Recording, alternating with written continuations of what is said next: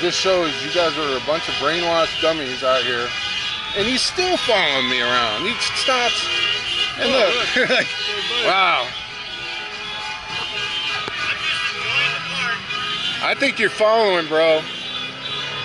It's kind of creepy. He wants you to... I know. Boots, man. They love that taste of boot down their throat. Who, he does? No, both of you. It's very obvious. Why do we love that? Oh, I can tell. The hat says it all. Why? The hat says it all. Look at your hat. No, I know. Oh, you got that. Yeah. You guys love No, I'm just saying. What's that? Are you making a commentary video or something? No, we're just checking out what's happening. Yeah, you do. You Oh, just filming. This filming the hate, pretty much, from white liberals, white people. Yeah, literally asking me why I'm here, what I'm doing. I thought this was America. And as a veteran, I find that offensive. I mean, these people just don't know who I am, but a hat that says "Make America Great Again" offends them. To the point to where they're flipping me off, calling me a pedophile. Like, hey, you don't know me, I don't know you. I mean, if they're whoever they support, I'm not out there attacking them. So basically, this proves, because if you ever come to one of our protests, say when we're out here waving American flags, we won't attack you, we won't call you names or... Right, what are you protesting? We're not protesting nothing. You said when you come to our protest. No, sometimes we will have protests here. Like a few weeks ago when Charlie Kirk died, we were out here with our flags and we didn't have... I mean, I do give it to the whoever organized this. This is lots of people. And I mean, it is pretty, I mean, it's cool, but like I say, a lot of these people are kind of brainwashed. Because if you were to ask them, like, how is Trump anyway a king? Because, like, what kind of king would even allow this in their kingdom? I mean, we were being interviewed by this, he was from SFCC, is what they're... I guess he's a journalist or whatever with their little newspaper. And as we were talking to him, some younger kid, I don't know how old he was. He looked like he's maybe 20, maybe younger than that. But he had a very strong accent, and he gave me a fist bump, and he said he liked my hat. And then I asked him where he's from. He told me he's from Afghanistan. And he was on his bicycle, and he said, I was like, so what do you, he asked me what we're doing here. Like, we're just kind of checking it out. He's like, yeah, I am too. I don't understand why these people are out here, in Afghanistan, he said that they can't do that, doing this. I mean, this is what's great about our country, but I mean, a lot of these people are just kind of clueless. I mean, I don't know if you're a Democrat or what you... I just live in the area.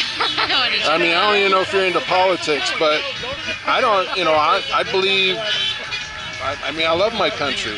I mean, I'm a veteran. I served honorably. I almost died several times just so people can come out here and protest. And, Yeah, and I do think it is mixed, like the crowd here. Yeah. Because, like, I do think there is the I hate America people. But Yeah. there's a lot of people that are like, I love America. Yeah. And it's just like, Yeah. wanting better for Yeah. this country. And, Yeah. it is, Yeah. I mean, I definitely do take issue with the idea that, we have the right to tell people where they can and cannot live. Yeah.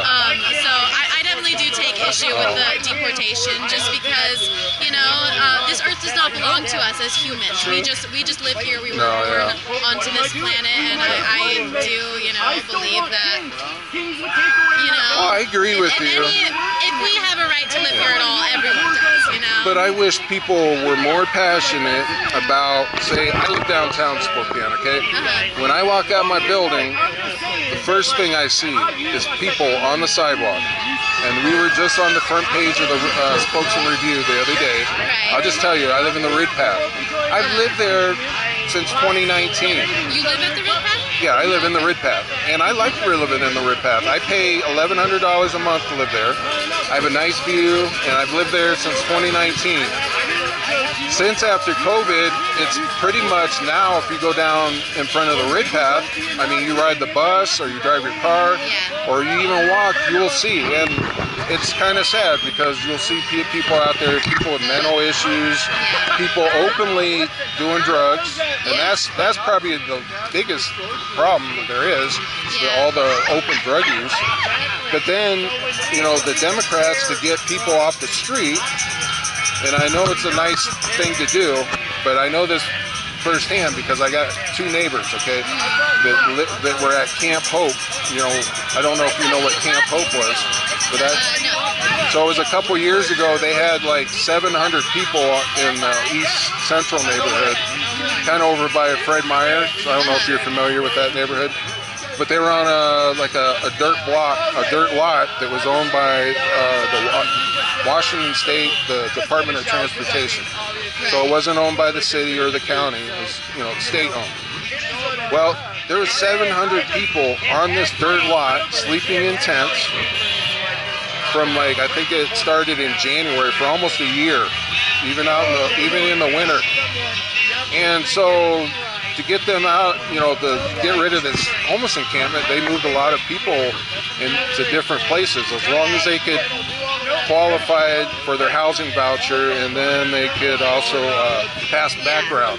Well, I got two neighbors. I got one, his name's Kyle. He's a cool guy.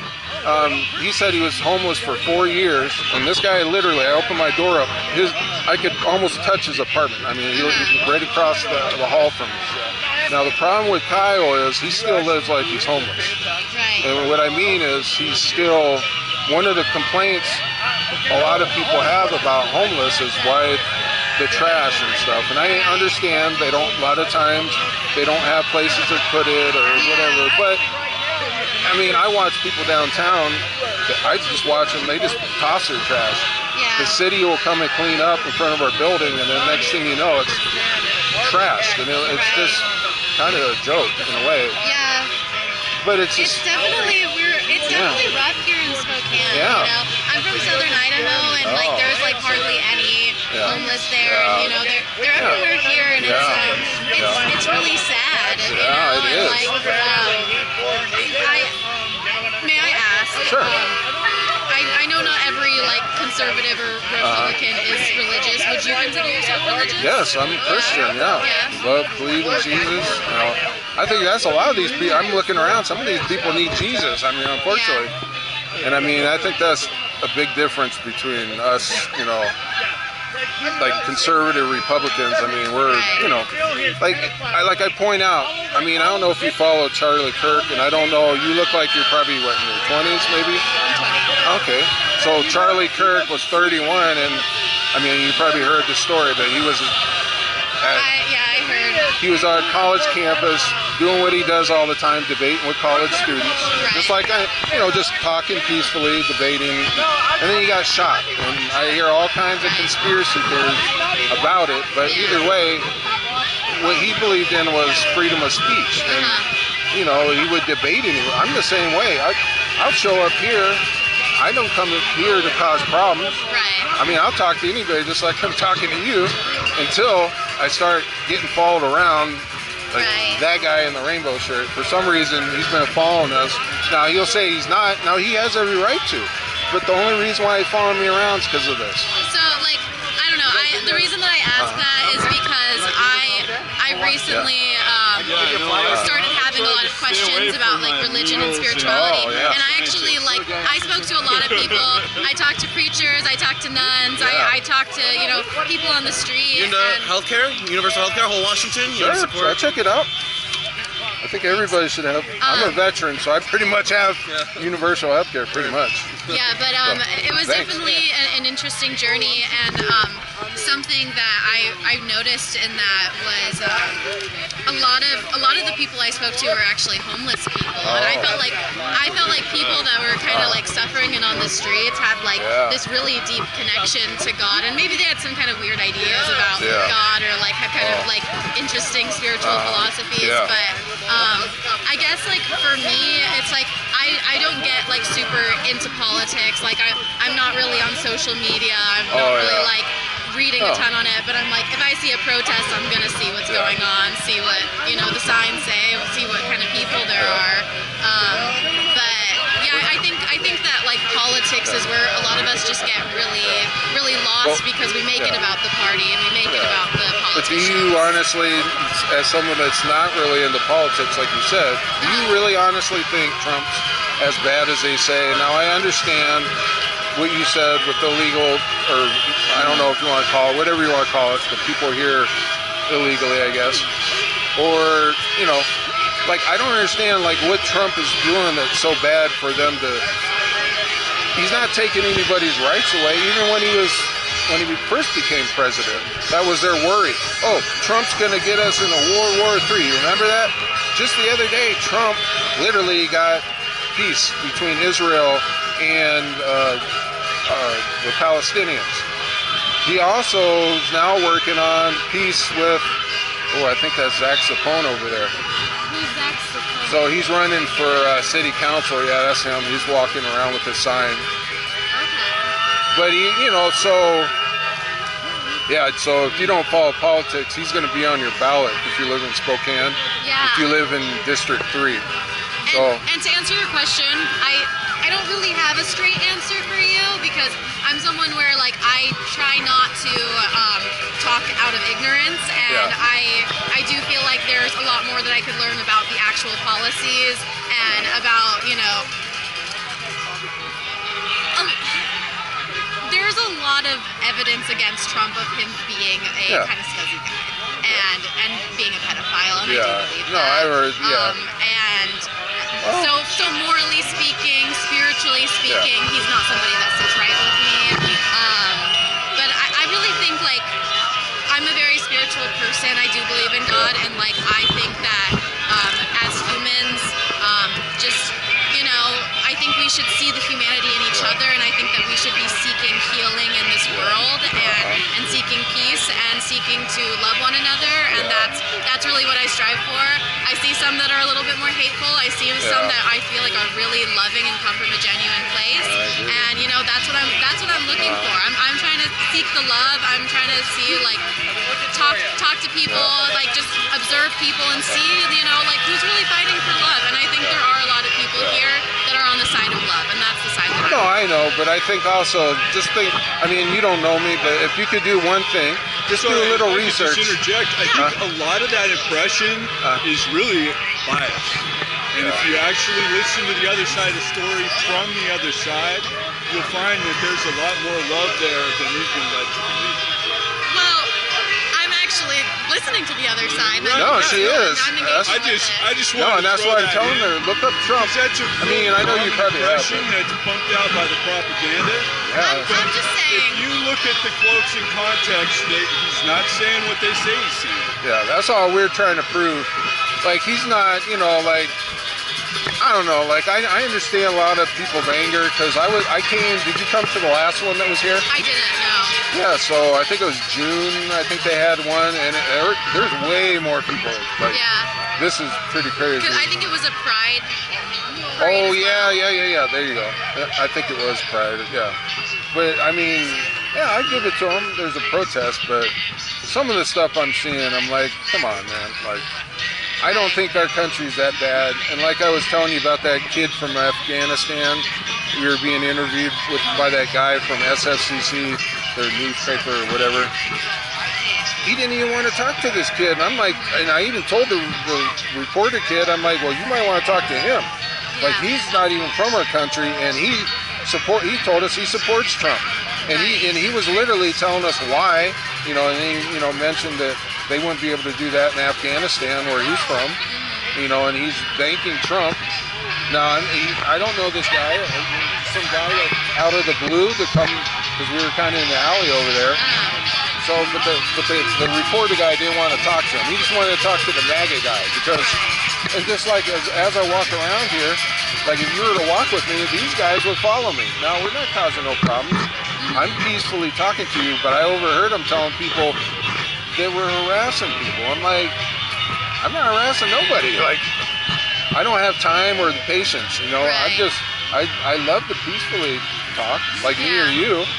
and I like it because you're obviously a lot younger than me, but I you know, and that's cool. And you hear it from a Republican and not from some, you know, most the news of the or. folks we talk to are just angry and attacking. They're just us and they angry. won't Like, listen to we're all things we say. Americans just like you. I don't care. You could be out here.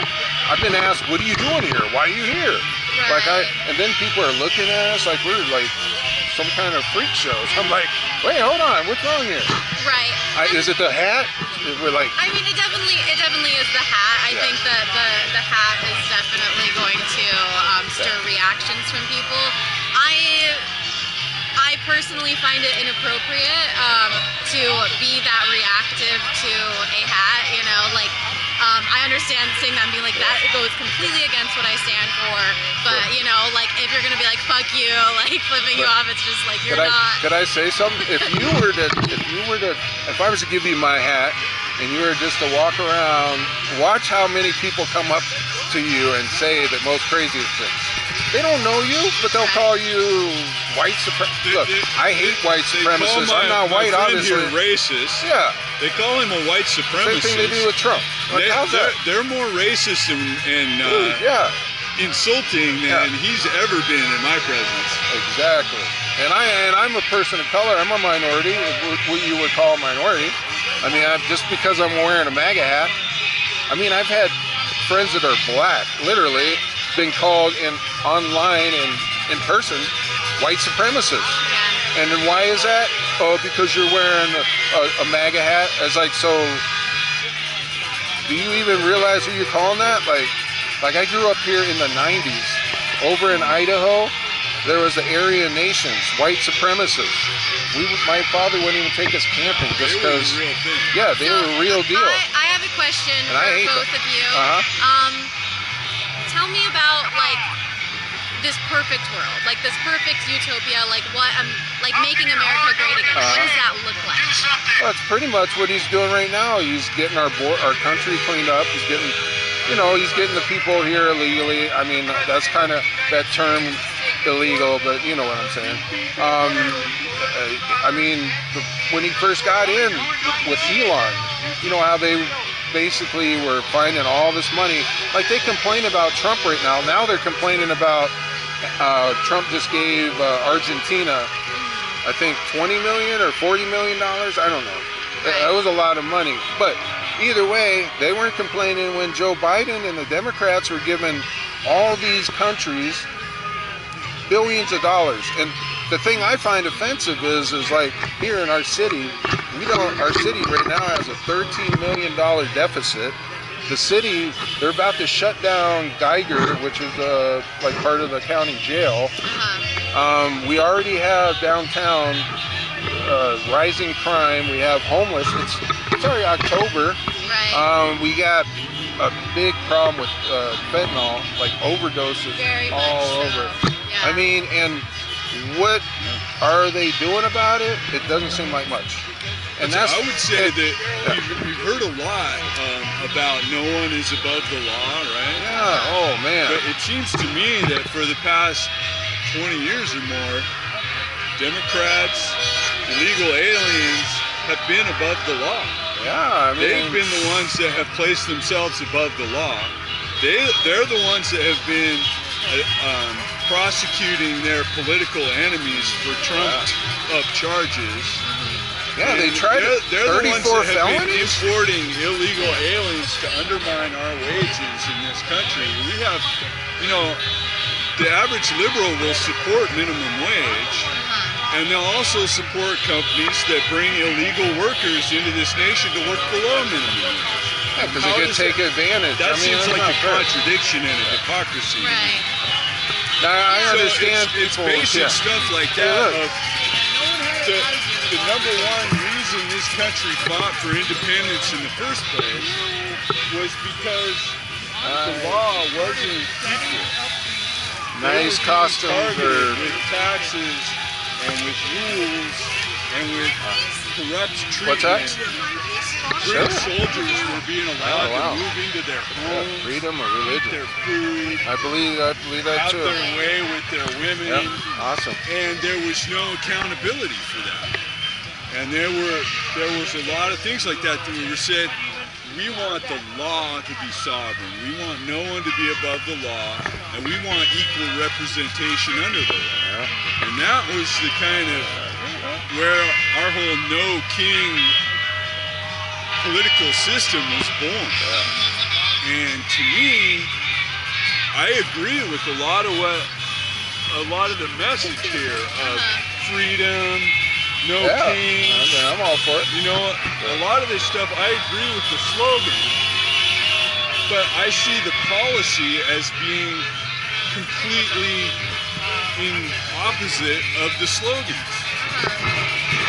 So I think that if the average left liberal leaning person were to actually dig beneath the slogans and look at the policy in detail and look at the philosophy and the ideology behind it, they wouldn't be so liberal anymore. Because a lot of the slogans sound great, but a lot of the policy is fascist, is socialist, authoritarian.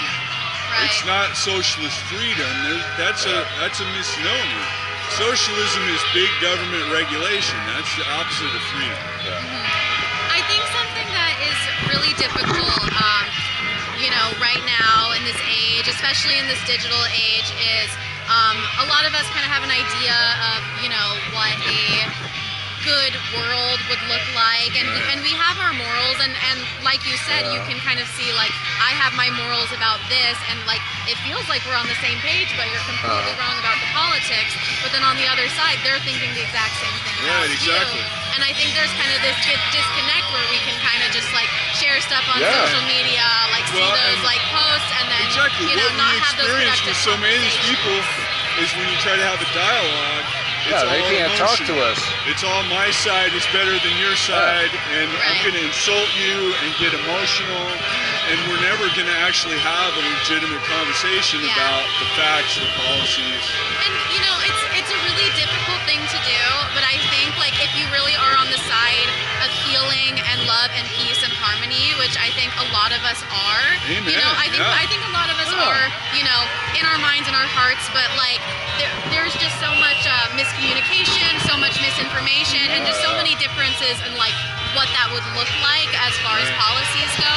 I think that something that is really important to keep in mind is to, while you're aware of these biases that you see from these people, be aware of your own biases and just really try as much as you can to kind of allow them to melt away just for a moment so you can really see eye to eye with this other person. Because we are all humans at the end of the day. That's exactly where I'm coming from. I have nothing against you as a person. I love everybody, I like it. You're awesome. I love talking to people like her. I'm anti-war. I've been anti-war my whole life. But I understand also that if somebody is attacking me, I'm not just going to sit there and die because I'm anti-war. You know what I mean? Right. You gotta defend yourself. And so I don't believe in all these proxy wars that have gone on all over the world. I don't like American imperialism. Right. But I think that this idea that the Democrats try to present of that conservatives are pro-imperialism and Democrats are anti, I think that's completely false. We've seen the same thing in administration after administration. It's not partisan. Both sides pretend that they want to do the right thing, and then they go and do the financially. But Trump's doing the right thing, though. He's ending wars. Why are they protesting Trump? Just like I said, Israel and Palestine, peace. They release prisoners. Ukraine and Russia, he's trying to get them to come to peace. So many, and other wars and other, that he's not, they don't even talk about, but they come out here and act like Trump, when he first got elected, that was one of the big things. Trump's going to get us into World War III. No, nothing happened. Right. I'm a veteran, okay? I was in the Navy, so I understand, what it's like over in the Middle East. You gotta be strong.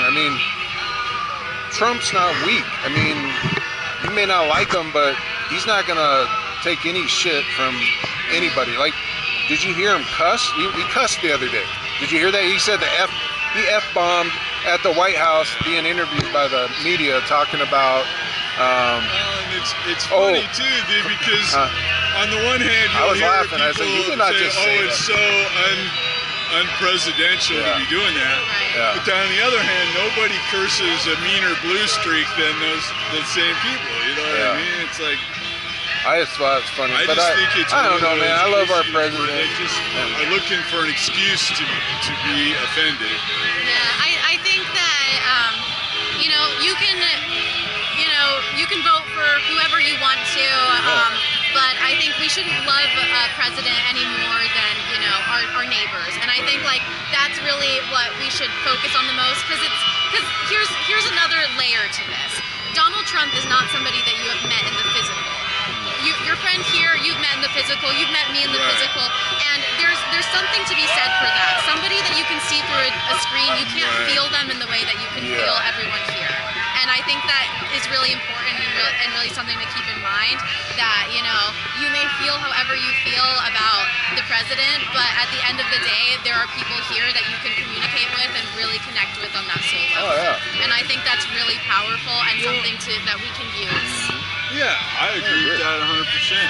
In fact, it's really a meme that Trump supporters are this cult that worships him. I mean, there's a minority out there that are like that, but for the, you know, a lot of us don't even really like the guy.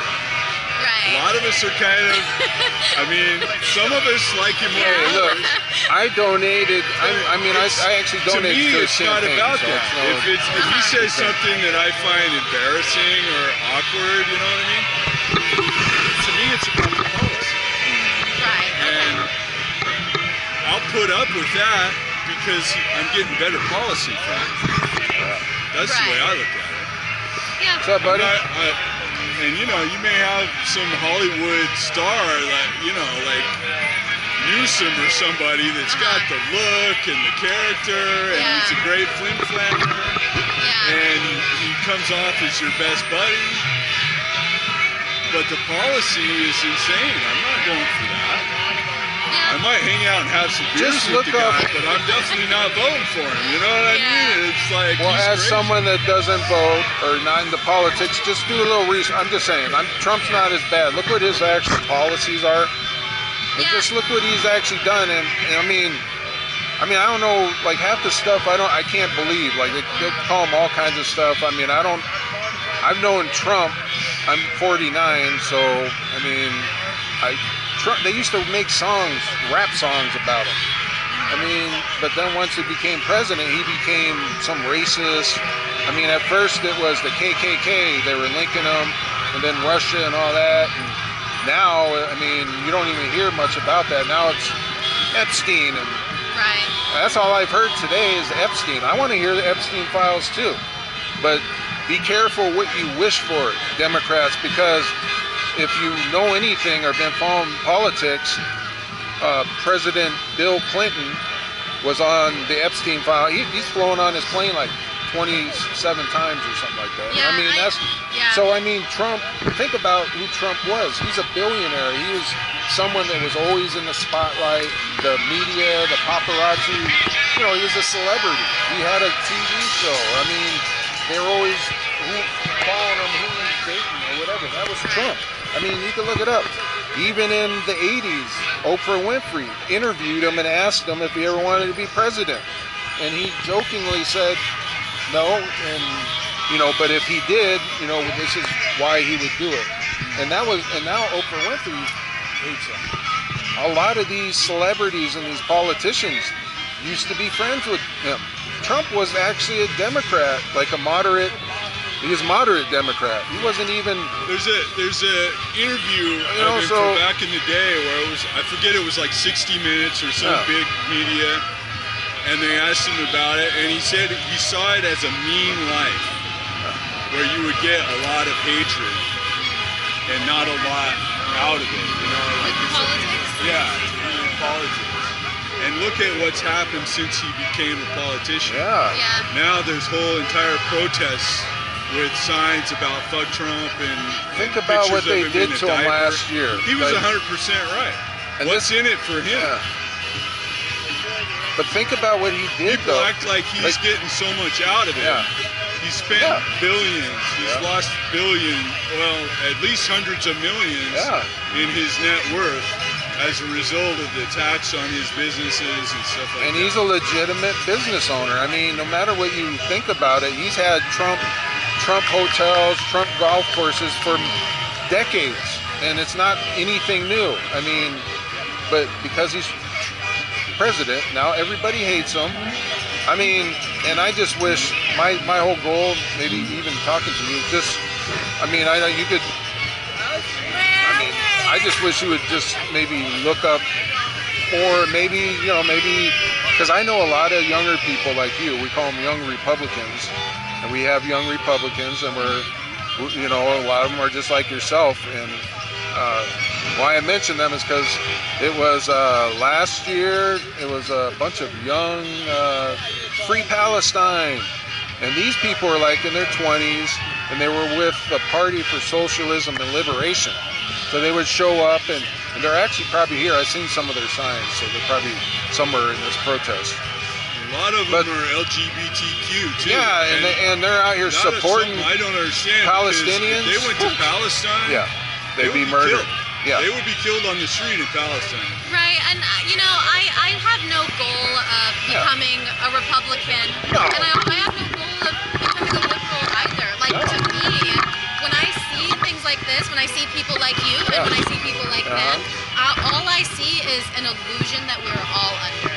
And what I'm looking for is that human connection. And I think that is I think that is what we should all be striving for at the end of the day. I really is peeling back those attitude. layers and finding true peace and true harmony and true love in this world. Because if everything in the world was the way that it was supposed to be, then it would be that way. But look around. There's pain, there's war, there's fighting, clearly we are not in the perfect world that we I think it's really interesting that the left is positioned as the party of the free press and free speech, right? And Trump has been out talking about fake news for 10 years now, and he gets all this pushback about attacking the press. But if you really study it, he's 100% right. The press is a unified corporate machine that has almost 100%, like 90% of their coverage from all different directions. They've got this illusion of diversity and choice, right? But the message is all this corporate talking points, because they're all paid for by the same advertising. And you know what I see when I see protests of any kind from any political party, I see a lot of fear. And I see a lot of anger, but that anger is coming from that fear. I think so much of that is coming from that media. It really is a propaganda machine in this day and age. I think so. And I think it's potentially more corporate than government. But I think that if you take an honest look at the X-Files, the Twitter files, you'll see that it's more of a government corporate conglomeration, really, which would qualify as fascism. Right. And the people that are actually calling that out and opposing it are the ones that these people are calling fascists. Right. How does that make sense? It seems like if you're really for free press, free speech, and anti-fascist, that you would want to see the corruption in our media, but they don't want to see it, right? You know what I mean? That's another, what I see as a hypocrisy and a contradiction. Oh yeah. I hear you. I like his bike. It's nice. Oh, it's really nice meeting you. My name's Chris, by the way. Kyrie. My name's Will.